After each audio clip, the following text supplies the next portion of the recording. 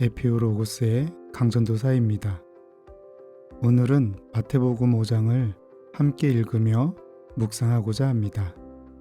지난 4장에서는 예수님께서 마귀에게 시험을 받으시고 첫 번째 제자들을 부르신 후에 갈릴리 지역을 두루 다니시면서 회당에서 가르치시고 천국 복음을 전파하시고 병들고 약한 사람들을 고쳐주셔서 수많은 사람들이 소문을 듣고 따르게 되었다는 내용이었습니다.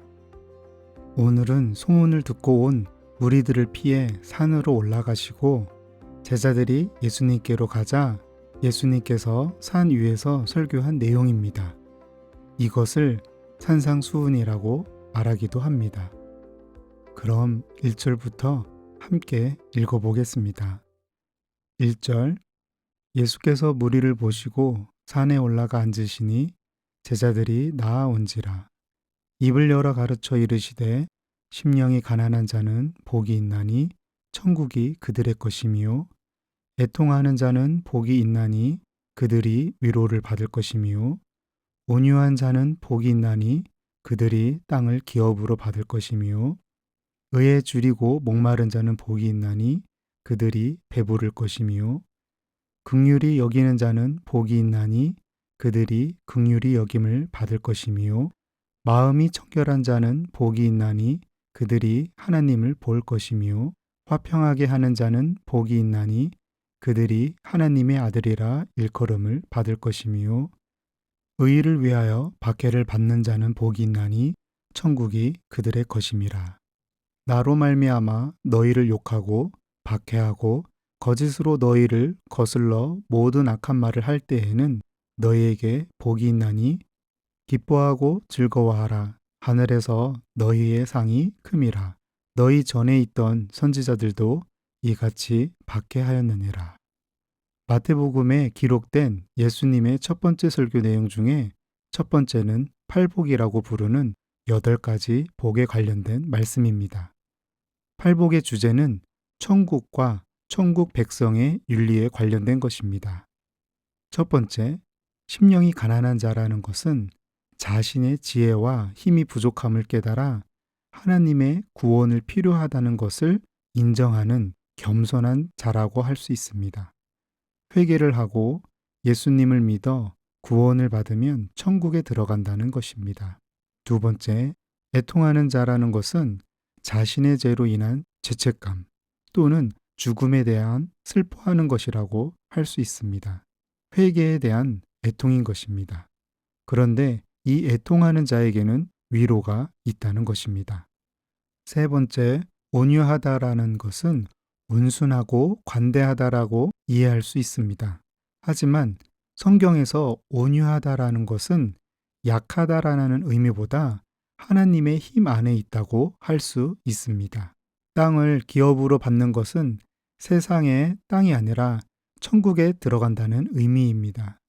즉, 천국은 온유한 자가 상속으로 받는다는 것입니다. 네 번째, 의에 줄이고 목마르다는 것은 자신에게 의가 없고 죄만 있다고 깨닫는 것입니다. 이런 자들에게 예수 그리스도를 믿음으로 의롭게 된다는 것입니다. 지금까지 4가지의 초점이 죄인들의 구원을 향한 복이라면 앞으로의 4가지는 구원받는 자의 복이라 할 수 있습니다. 다섯 번째, 긍휼히 여기는 자라는 것은 불쌍하고 자비롭게 여긴다는 것입니다. 이것은 구원받은 성도라면 당연히 가져야 할 태도라 할 수 있습니다. 하나님께서 은혜와 긍휼로 우리를 구원해 주셨기 때문입니다. 여섯 번째, 마음이 청결하다는 것은 문자 그대로 마음이 깨끗하다는 것입니다. 마음을 더럽게 하는 것은 욕심입니다.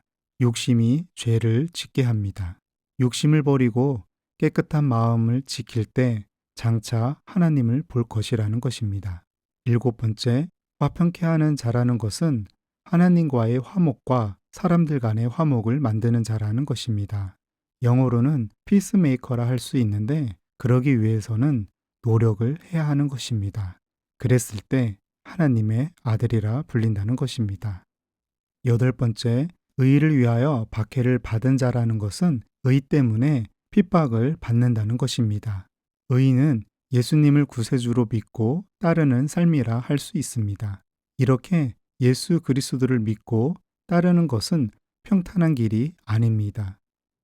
11절에 예수님께서 말씀하신 것처럼 예수님으로 말미암아 우리를 욕하고 박해한다고 말씀하십니다. 하지만 예수님으로 말미암아 박해를 받은 사람은 천국에 들어간다는 것입니다.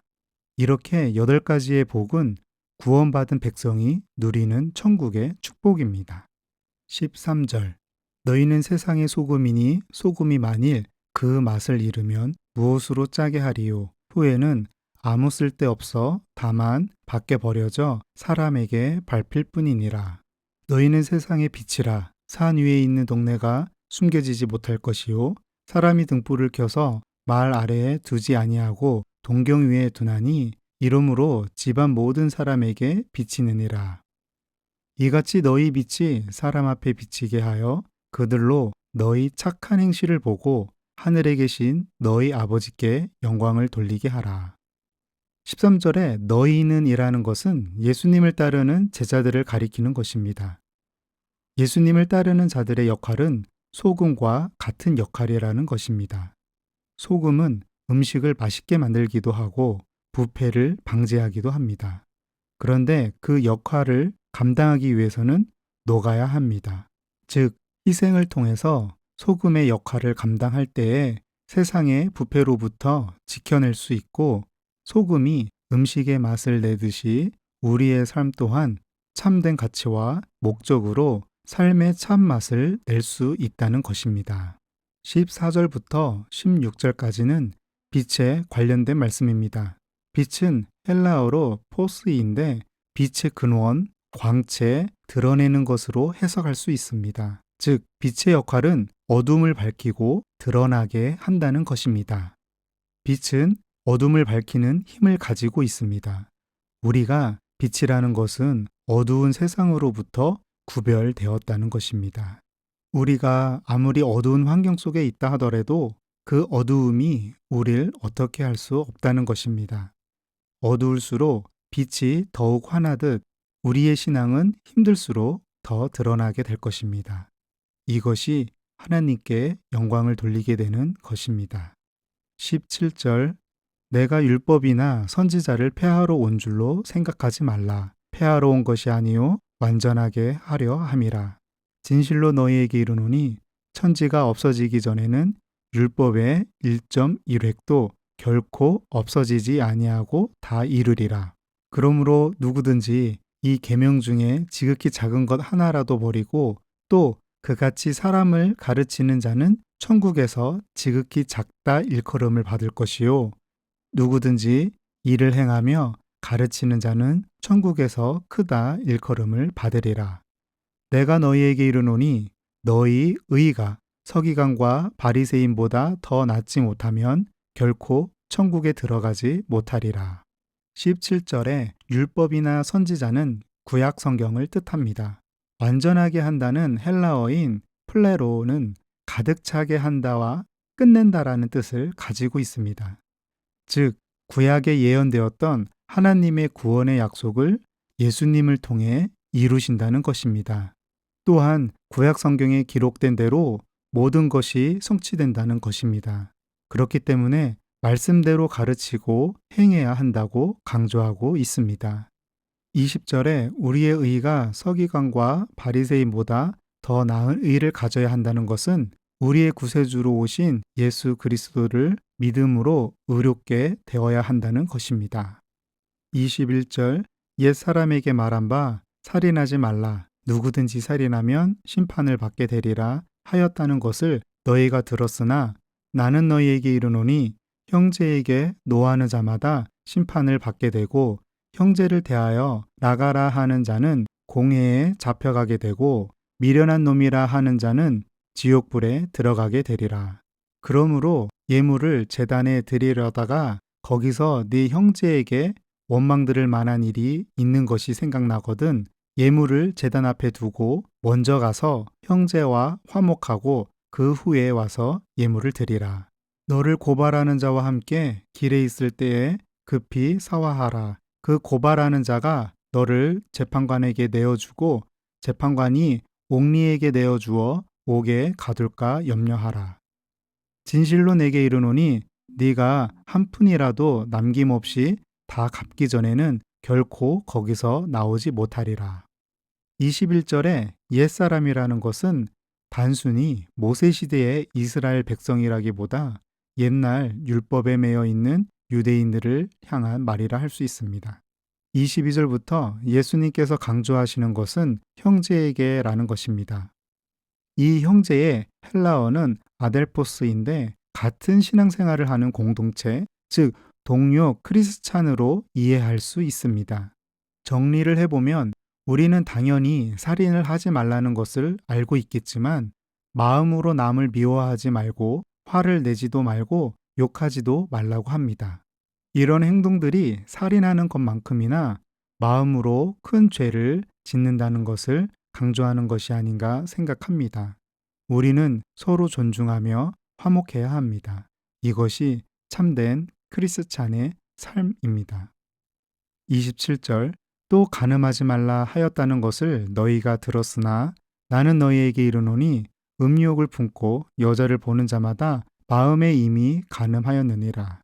만일 네 오른 눈이 너로 실족하게 하거든 빼어 내 버리라. 네 백체 중 하나가 없어지고 온몸이 지옥에 던져지지 않는 것이 유익하며 또한 만일 네 오른손이 너로 실족하게 하거든 찍어 내 버리라. 네 백체 중 하나가 없어지고 온몸이 지옥에 던져지지 않는 것이 유익하니라.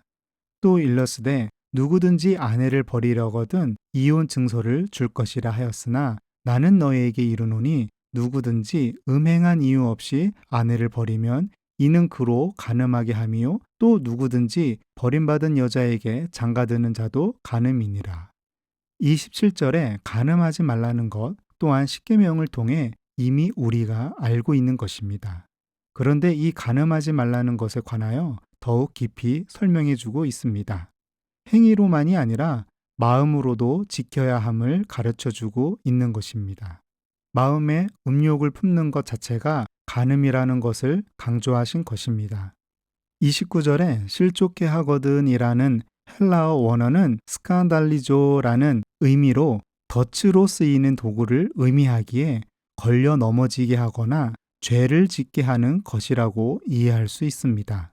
그렇기 때문에 덫에 걸려 죄를 짓지 않도록 아예 덫이 될 만한 것을 피해서 바르게 살아야 함을 강조합니다.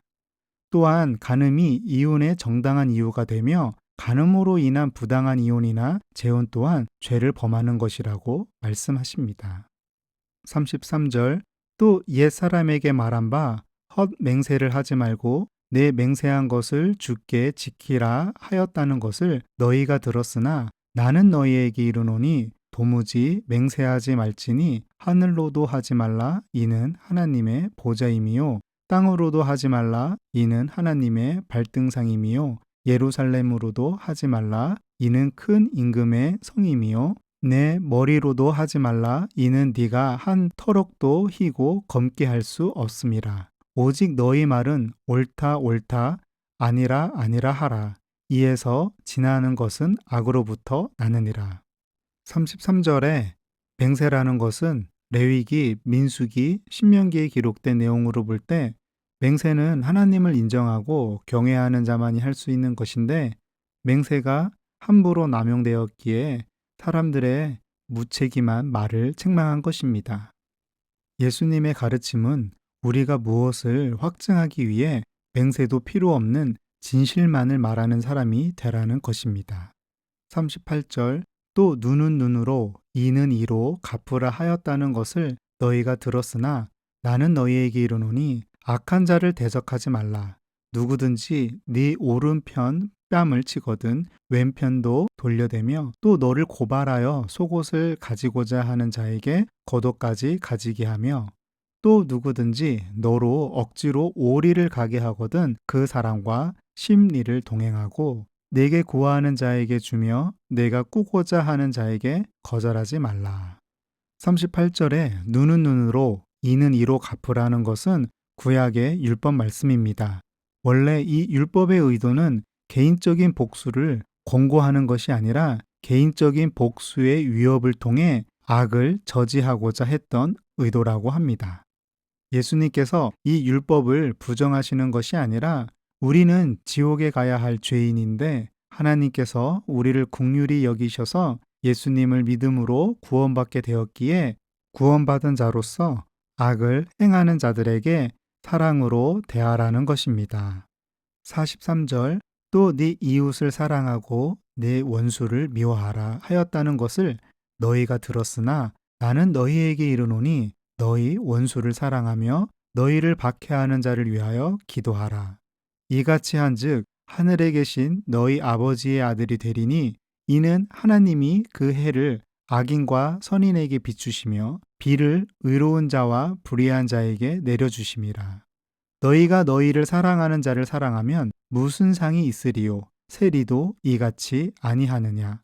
또 너희가 너희 형제에게만 무난하면 남보다 더하는 것이 무엇이냐? 이방인들도 이같이 아니하느냐?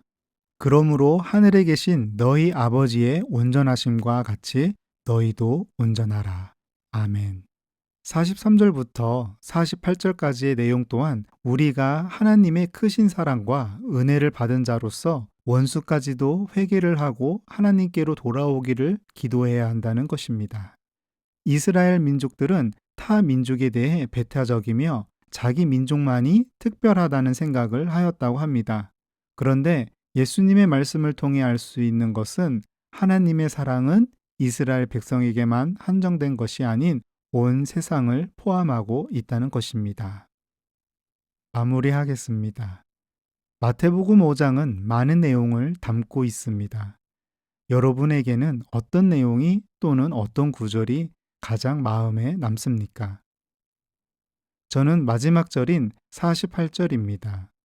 하늘에 계신 너희 아버지의 온전하심과 같이 너희도 온전하라 말씀하십니다. 여기에 사용된 온전의 헬라어 텔리오스는 완전하다, 완벽에 도달한다는 뜻으로 모든 부분에서 완전함과 성숙함을 나타냅니다. 하나님의 긍휼과 자비와 사랑의 성품을 가리키는 것이라 생각합니다. 우리가 참된 크리스찬으로서 선을 베풀고 사랑으로 모든 사람들을 대하는 하루가 되길 소망합니다. 기도하겠습니다. 오늘도 귀한 말씀으로 저희를 인도하여 주심에 감사합니다. 저희가 마음으로 지었던 잘못들을 용서해 주시고 행동으로만 말씀을 지키는 것이 아닌 마음부터 주님 앞에 온전해지길 간절히 소망하며 기도합니다. 예수님의 이름으로 기도드립니다. 아멘.